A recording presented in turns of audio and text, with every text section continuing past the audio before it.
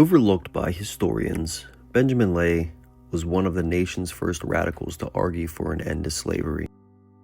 Benjamin Lay was a British Quaker from Colchester, England, who became passionately interested in slavery after a journey to Barbados. He carried forth his witness to concern chiefly in the American colonies until he was formally disowned by Philadelphia yearly meetings in 1738, claiming that he had never truly been a friend and that he had obtained a traveling minute from Colchester under irregular circumstances. Benjamin Lay was born in 1682 in Essex, a part of England then known for textile production, protest, and religious radicalism. He was a third-generation Quaker and would become more fervently dedicated to the faith than his parents or grandparents. In the late 1690s, a teenage Benjamin left his parents' cottage to work as a shepherd on a farm of his half-brother in eastern Cambridgeshire.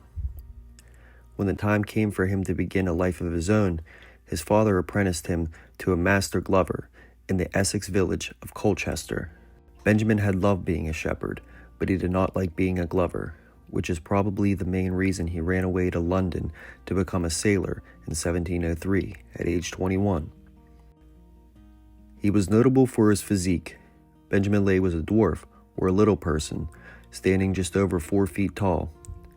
He was called a hunchback because of his extreme curvature of his spine, a medical condition called kyphosis. According to fellow Quakers, his head was large in proportion to his body. The features of his face were remarkable and boldly delineated, and his countenance was grave and benign. His legs were so slender as to appear almost unequal to the purpose of supporting him, diminutive as his frame. Yet one has found no evidence that Lay thought himself in any way diminished, or that his body kept him from doing anything he wanted to do. He called himself Little Benjamin, but he also likened himself to Little David, who slew Goliath. He did not lack confidence in himself or his ideas. The earliest record of Lay's active participation in organized Quakerism originated in America in 1717. Even though he was based in London at the time, he had sailed to Boston to request a certificate of approval from local Quakers to marry Sarah Smith of Deptford, England. She was like him, a little person, but unlike him, a popular and admired preacher in her Quaker community.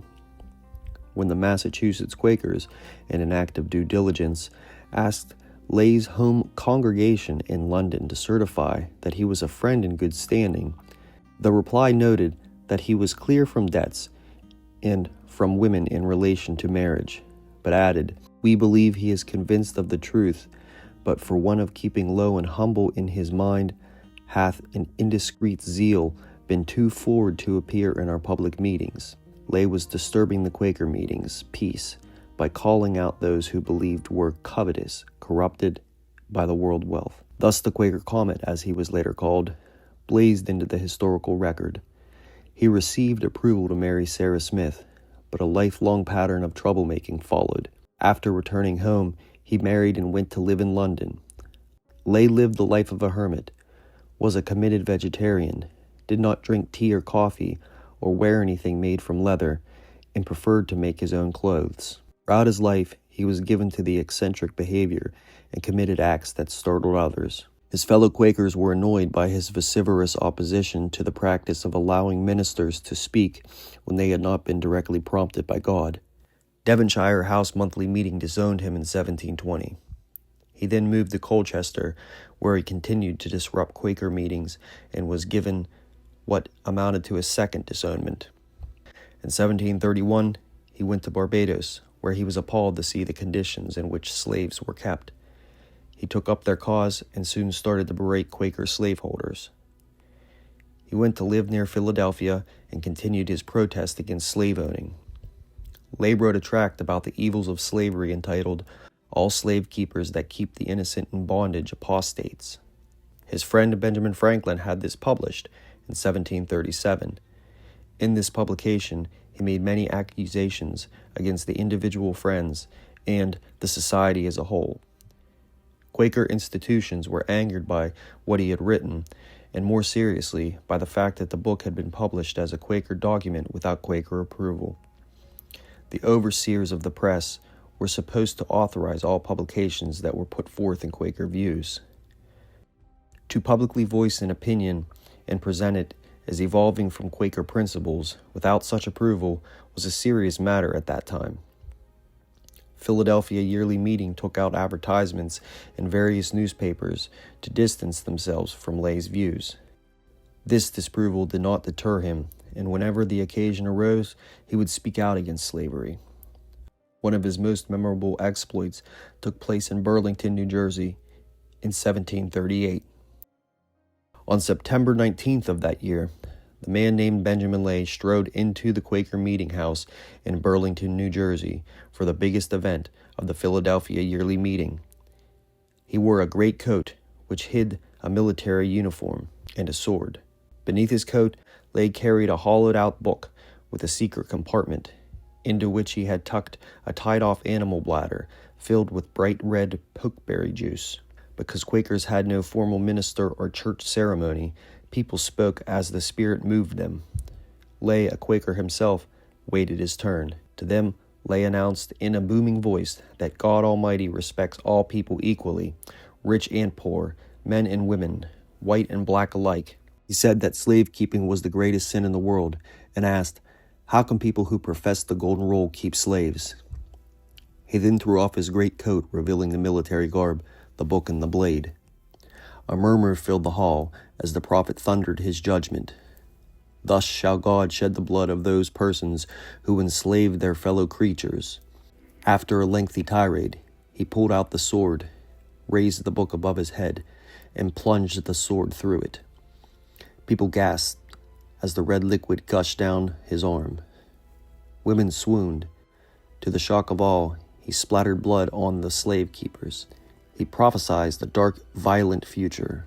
Quakers who failed to heed the prophet's call must expect physical, moral, and spiritual death. He told them that owning slaves was akin to stabbing a man to death, and that the red liquid was a symbol of the blood of slaves on Quakers' slave owner hands. The room exploded into chaos, but Lay stood quiet and still, like a statue, a witness remarked. Several Quakers quickly surrounded the armed soldier of God and carried him from the building. He did not resist. He had made his point. This outburst caused him to be disowned once more. For nearly a quarter of a century, he railed against slavery in one Quaker meeting after another in and around Philadelphia, confronting slave owners and slave traders with the savage, most un-Quaker fury. He insisted on the utter depravity and sinfulness of man-stealers who were, in his view, a literal spawn of Satan. He considered it his godly duty to expose and drive them out. At a time when slavery seemed to many people around the world as natural and unchangeable as the sun, the moon, and the stars, he became one of the first to call for the abolition of slavery and an avatar of confrontational public protest. Lay's tactics were in contrast to other abolitionists, such as John Woolman, who was always careful not to publicly criticize friends or to cause offense. Woolman's writings all went through the accepted Quaker approval channels. Lay continued to consider himself a Quaker throughout his life, despite being disowned on multiple occasions by the society. He also continued to make dramatic gestures. He stood outside a meeting house in the snow, without a coat, in his bare feet, to remind the friends of the hardship experienced by slaves. On another occasion, he kidnapped a child, only to return him to his father when the authorities came to his dwelling place. He said that this was an attempt to make people realize how African parents felt when their children were captured and sold into slavery. Although Lay was usually remembered for his influential role in persuading the Society of Friends to renounce slavery, he was also ahead of his time in supporting other causes that he supported, such as temperance. Criminal reform also interested him, and he produced a pamphlet that advocated the abolition of capital punishment. In 1758, the Philadelphia Monthly Meeting of Friends decided that slaveholders would be excluded from all business meetings. It is said that when this news reached Lay, he rose from his chair and exclaimed, "I can now die in peace." He died the following year and is buried in the Quaker burial ground of Abington, near Philadelphia. Well, thank you guys for checking out this video.